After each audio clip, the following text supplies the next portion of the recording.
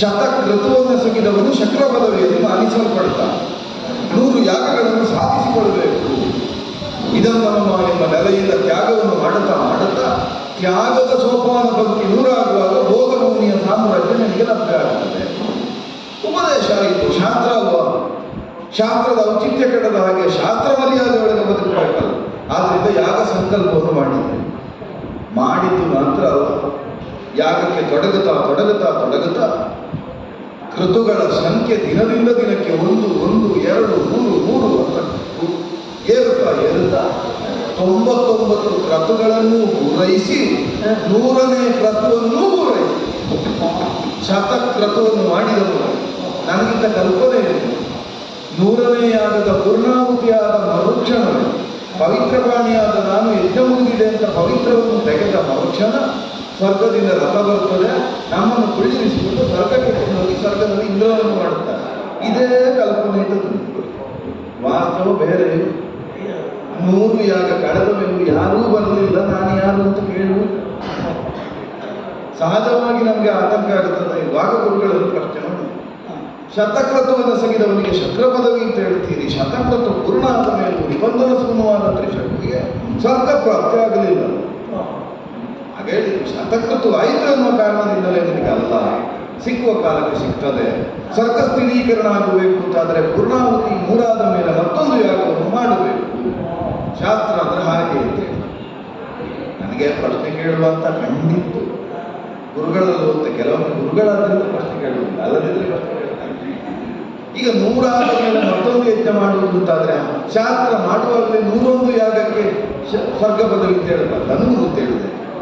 ಈಗ 100 ಅಂತ ಹೇಳಿದ ಮೇಲೆ 100 ಆದವರಿಗೆ ಸಿಕ್ಕಬೇಡ. ಕೇಳಿಲ್ಲ, ನಾನು ನಿಮ್ಮಲ್ಲಿ ಕೇಳ್ತೇನೆ, ನಾನು ಗುರುಗಳಲ್ಲಿ ಕೇಳಿಲ್ಲ. ಯಾಕೆ ಕೇಳಿದ್ರೆ ನಮಗೆ ಗುರುಗಳಿಲ್ಲ ಅಂತಂದ್ರೆ ನೀವು ಯಜ್ಞ ಮಾಡ್ತೀರ, ನಿಮ್ಮಿಂದ ಅದಕ್ಕೆ ಕೇಳಿಲ್ಲ. ಆದ್ರಿಂದ ಗುರುಗಳಿಗೆ ಅಡ್ಡ ಬಿದ್ದೆ. ಆದೀತು ನೀವು ಹೇಳಿದ ಹಾಗೆ ಇನ್ನೊಂದು ನಿರ್ಣಾಯಕವಾದ ಯಾಗವನ್ನು ಮಾಡಿ ಸ್ವರ್ಗ ಸ್ಥಿರೀಕರಣ ಆಗುವುದಕ್ಕೆ ಬೇಕಾಗಿ ನಾವು ವ್ಯವಸ್ಥೆ ಮಾಡಿದ್ದೇವೆ. ಅಲ್ಲಿಯವರೆಗೆ ಮಾಡಿದ ಗುರುಗಳು ಪವಿತ್ರ ಕೊಟ್ಟು ನಮ್ಮನ್ನು ಪವಿತ್ರ ಭಾವನೆ ಮಾಡಿದ ಆಚಾರ್ಯ ವಸಿಷ್ಠರು ಅವರು ಹೇಳಿದಂತೆ ಗೊತ್ತಿಲ್ಲ. ನನಗೆ ಅದಕ್ಕೆಲ್ಲ ಅವಕಾಶ ಇಲ್ಲ, ನಾನು ಈಗಾಗಲೇ ಬೇರೆ ಯಜ್ಞಕ್ಕೆ ಬರ್ತೇನೆ ಅಂತ ವರ್ಣಾದಿಗಳಿಗೆ ಹೇಳಿ ಆಗಿದೆ. ವರ್ಣಲೋಕಕ್ಕೆ ಹೋಗುವುದಕ್ಕುಂಟು, ಅಲ್ಲೆಲ್ಲ ಯಾಗ ಮುಗಿದು ಯಾವಾಗಲೂ ಬರುವುದು, ನಾನು ಬಂದಾಗ ಮನಸ್ಸಾದಾಗ ಯಜ್ಞ ಮಾಡಿ ನಿಮಗೆ ಸ್ವರ್ಗಕ್ಕೆ.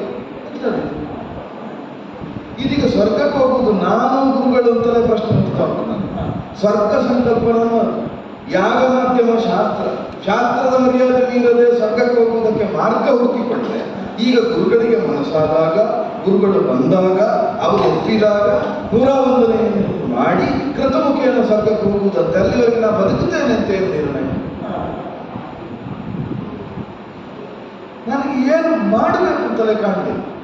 ಆಗ ಒಂದು ಯೋಚನೆ ಬಂತು. ಗುರುಗಳಲ್ಲೊಂದು ಕೇಳಿದೆ, ಗುರುಗಳಿಗೆ ನೀವು ಇಂಥ ದಿವಸವೇ ಬರುವುದು ಅಂತ ಏನಾದರೂ ನಿರ್ಣಯ ಉಂಟಾಗ? ಇಲ್ಲ, ನಾನು ಎಂದಿಗಾದರೂ ಬಂದೇನು, ಬಾರದೇ ಇದ್ದೇನು, ಬರುವಾಗ ಬಂದೇನು. ಗುರುವಾಕ್ಯ, ಅದಕ್ಕೆಲ್ಲ ಅರ್ಥ ಹೇಳ್ಬಾರ್ದು. ನಾನು ಕೇಳಿದ್ದವರು ಬೇಗ ಬರಬೇಕು ಅಂತಲ್ಲ, ಅವರು ಇಲ್ಲದೇ ಇದ್ದಾಗ ಯಾಗ ಮಾಡುವಾಗ ಮಧ್ಯದಲ್ಲಿ ಬಂದರೆ ಉಪದ್ರ ಆಗಿಲ್ಲ.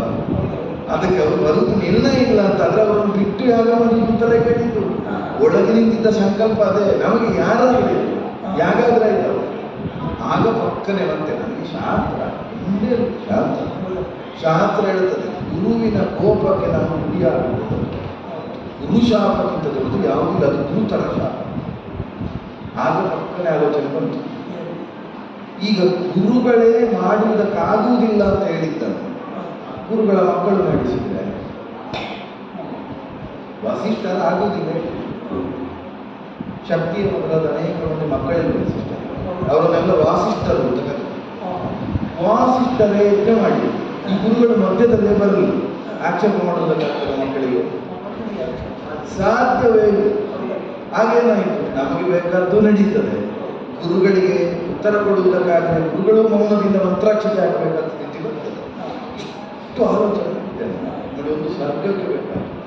ಇಷ್ಟು ಮಾಡಿದ ಮೇಲೆ ಈಗ ಹೀಗೆಲ್ಲ ಮಾತಾಡ್ತಲ್ಲ ಗುರುಗಳಲ್ಲಿ. ನಾವಾಗದಿದ್ರೆ ಮತ್ತೆ ನಾನು ಬಿಡ್ತೇನೆ ವಿನ ಗುರುಗಳು ನಮ್ಮಲ್ಲಿದ್ದಾರೆ.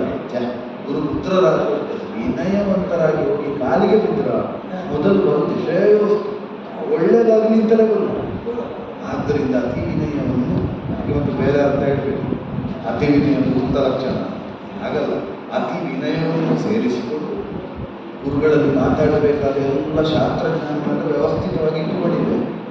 ಹೋಗಿ ಸುತರಾದ ವಾಸಿಷ್ಠರಿಗೆ ಮಾಡಿ ಹೇಗಾದರೂ ಮಾಡಿ ಹಾಗೆ ಒಪ್ಪಿಸಿ ನನಗೆ ಸ್ವರ್ಗ ಕೊಟ್ಟು ಇಷ್ಟೇ ಇಲ್ಲ ಅಷ್ಟೇ ಬೇಕು. ಆದ್ದರಿಂದ ನಾನು ಒಬ್ಬನೇ ಹೋಗ್ಬೇಕು ಅಂತ ಅದರಲ್ಲಿ ಎಲ್ಲ ನೀವೆಲ್ಲ ಎಲ್ಲ ಒಟ್ಟಿಗೆ ಹೋಗ್ಬೇಕಿದ್ದಲ್ಲ, ಎಲ್ಲ ನೀವೆಲ್ಲ ಹೋದದ್ದು ಸ್ವರ್ಗ ಆಗ್ಬಿಟ್ಟಿದ್ದ ಭೂಮಿ ನಾನು ಒಬ್ಬನೇ ಹೋಗಬೇಕು. ಆದ್ರಿಂದ ಏಕಾಂಗಿಯಾದ ಸ್ವರ್ಗಕ್ಕೆ ಗಮನ ಮಾಡುವುದಕ್ಕೆ ಬೇಕಾದ ವಾಸಿಷ್ಠರಿಂದ ನೀವು ಸ್ವಲ್ಪ ಫಲಕಾಣಿಕೆಯನ್ನು ಇಟ್ಟುಕೊಂಡು ವಸಿಷ್ಠ ಆಶ್ರಮಕ್ಕೆ ಸ್ವಾಗತ.